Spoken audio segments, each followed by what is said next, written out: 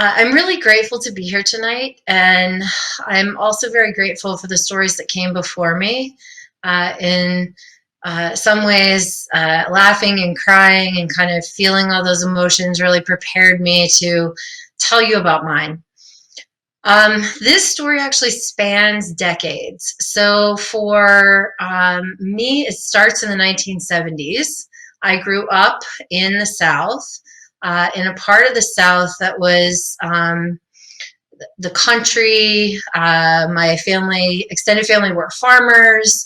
There was a great deal of a sense of community, and it was a kind of an idyllic place to grow up.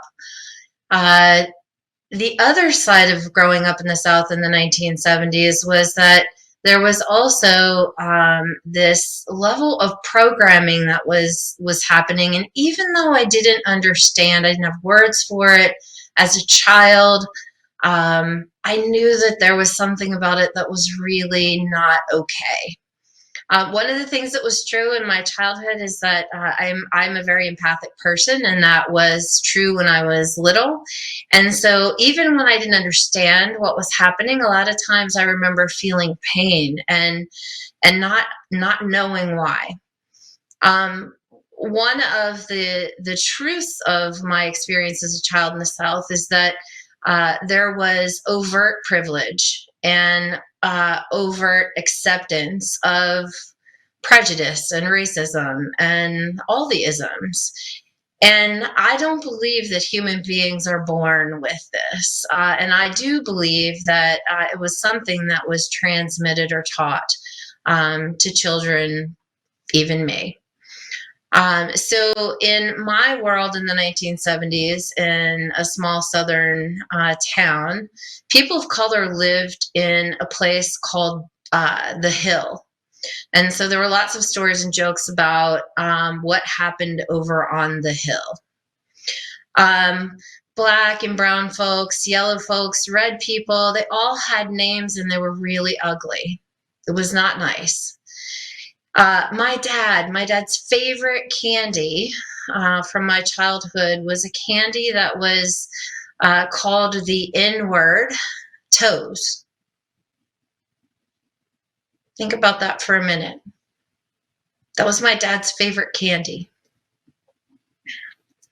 I knew that this was wrong. I knew that there was something really uh, deeply hurtful and unjust. I also didn't know what to call it. I was a child, and so I spent all of my early years really just waiting to get out. Eventually I did. I came to Pennsylvania, and believe it or not, I hit Philadelphia, and it felt like the first time that I could breathe. You know, walking around in the different neighborhoods in Philadelphia, it was a magical place for me. People of all walks of life, shapes and sizes, colors, clothing, culture, languages. It was a bazaar of humanity. Bazaar, like, where you go find cool things, not like weird. And so I immersed myself in the culture and multiculturalism that I came to find in Philadelphia. It wasn't perfect. And of course, there was still racism and prejudice, and social justice was not extended to everyone. And it was better. And I could finally find the words to describe the pain that I had been feeling my whole life growing up. Flash forward 27 years. So we're now in the early 20s, mid 20s. I've been in Pennsylvania for a long time, 27 years. I have gotten really comfortable. I created my own practice. I take care of children with behavioral health issues, created a wonderful team. We do amazing work helping kids find success, be happy and healthy.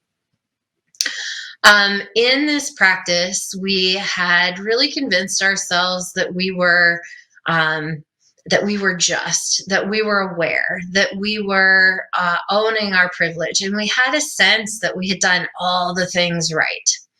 And I have to say, I know now the naivete of that. I can recognize now how much my privilege still informed our thinking even then, even when we were trying. That became really apparent for me on a particular day in 2016. That would have been November 5th, and it was the day after the election. I wasn't sure what this meant for the world. I had a lot of concerns. I had worries about all of the isms, including racism, and what this meant for my children, the children that I take care of at the practice, what this meant for my team, what did this mean for my family, what did this mean for healthcare, what does this mean for this country? And so I walked into my office that day. It was chilly. I think the heat had not fully engaged at that point, so it was chilly. I was tense. I was just feeling off.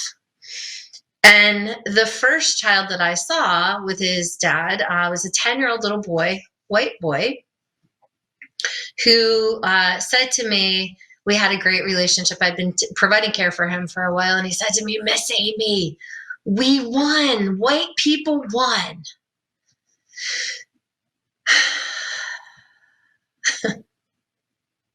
White people won. I almost cried. I could cry now. That didn't come from inside of him. He wasn't born to this earth understanding or knowing what that meant. And I had taken care of this child for 4 years, and he's so sweet and so empathic and such a wonderful human being. And in that moment, I thought I was going to cry, throw up. I don't know. There were many things that flashed through my head. And I wasn't ready. So the best I could do in that moment was say, you know what, buddy? I am happiness when human beings win, when all human beings win. And I'd really like to talk to you about that sometime. And that was the best I had in the moment. So I kept walking towards my office and kind of straightened my shoulders and said, okay, what's next? And as I walked in to my office, there was a little girl sitting in a chair outside my office crying. This was another child that I had been taking care of for a while, knew well, and had a great working relationship with. So I said, I stopped and said, are you okay? What's going on? And she said, this little girl who was 7 years old, who had brown skin, whose parents came here from Mexico legally to find a life for their family. She said to me, Miss Amy, someone said at school that I have to go back to Mexico now. They asked me if my mom and dad were going to be taken away. And so I had, I don't know, all 30 seconds to recover from the first one. And here I am being, asked to reframe for this little girl something that was potentially really horrible. And I did not have answers. I wanted to say to her, honey, of course it's going to be okay. Of course your mommy and daddy are going to be fine. Of course you're not going to have to go back anywhere. You belong here. And there was a part of me that wasn't sure, even then in 2016. So we all know what came after. We all know what the year 2020 brought, and the culmination of all the fear and all the rage and the frustration and the dismay. It all bubbled up in the summer of 2020. My team works very hard every day to hold our space, that includes where we come from, who we are, what we have, and what we don't have. And we are really committed to continuing and ongoing understanding, deep understanding of what that means for us and for the children and families that we interact with, that we work with. What we did in 2020 was really ask ourselves some hard questions about, what don't we get? What's missing? Where does our privilege blind us? What do we assume? And how do we help our kids? The change that we all committed to is really what we stepped into together, which is that I don't have solutions. We don't have solutions for systemic racism, for injustice, for the burden that so many people in this country carry as a result of just who they are, how they were born, their DNA.